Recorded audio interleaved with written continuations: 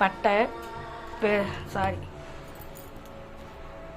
இலை, பெருஞ்சீரகம், அன்னாச்சிப்பூ, பட்டை, அனைத்து பொருளும், மஞ்சத்தூள், எண்ணெய், இலை, பெருஞ்சீரகம், அன்னாச்சிப்பூ, பட்டை, லவங்கம், பூ, ஜாதிபத்திரி பூ, மஞ்சத்தூள், மட்டன் தூள், கரம் மசாலா தூள், மிளகாய்த்தூள், வெங்காயம், தக்காளி, உருளைக்கிழங்கு, இஞ்சி, பூண்டு, பச்சை மிளகாய் அரைச்சி வச்ச பேஸ்ட்டு, தேங்காய், கசகசா, பெருஞ்சீரகம் அரைச்சி வச்சிருக்க பேஸ்ட்டு, வெங்காயம், தக்காளி, மட்டன், தேவைக்கேற்ப உப்பு. இப்போ எப்படி செய்கிறதுன்னு நான் காமிக்கிறேன்.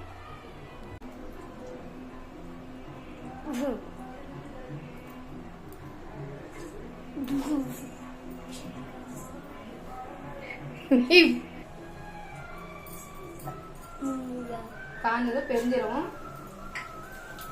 இலை, பட்டை, லவங்கம் எல்லாம், மஞ்சத்தூள்,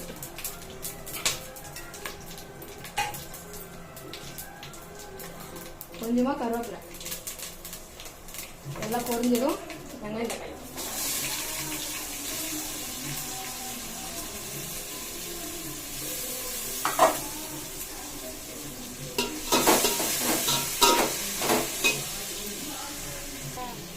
வெங்காயம், தக்காளி போட்டு வதங்கணும். 10 நிமிஷம் வதங்கணும். சீக்கிரம் வதங்க.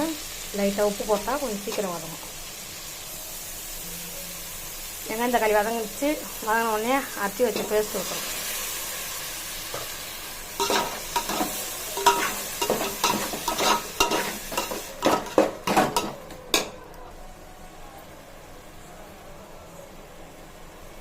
எல்லாம் வதங்கதும் இஞ்சி பூண்டு பேஸ்ட் ஆட் பண்ணிடும். கொஞ்சம் பச்சை வாசனை போகிற அளவுக்கு வதக்கணும்.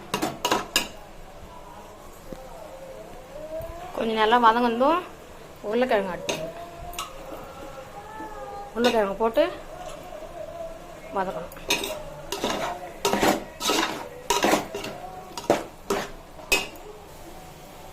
கொஞ்சம் வதங்கதும் கறியை போட்டு வதக்க வேண்டியதான்.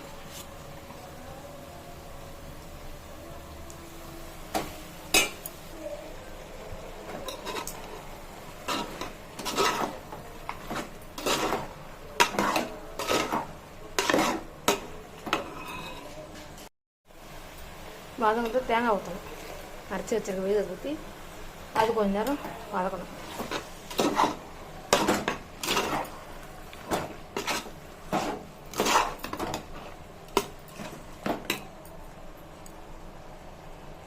தேங்காய் ஊற்றி கொஞ்சம் நல்லா வதங்கிடுச்சு. வதங்கின உடனே மட்டன் தூள்,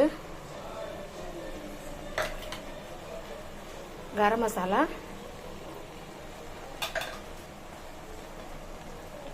தனியாத்தூள், மிளகாத்தூள்,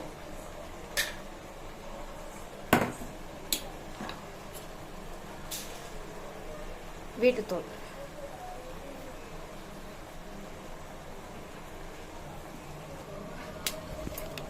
போட்டு வேக வச்ச தண்ணியை அது கூட ஊற்றி ஆட் பண்ணணும்.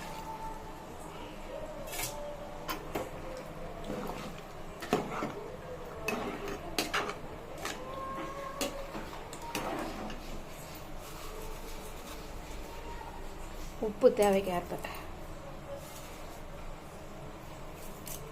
அவ்வளோதான் ஃப்ரெண்ட்ஸ். போட்டு நல்லா கொதித்ததும் நல்லா கொதிக்க விடணும். ஒரு 1/4 மணி நேரம் கொதிக்க விடணும்.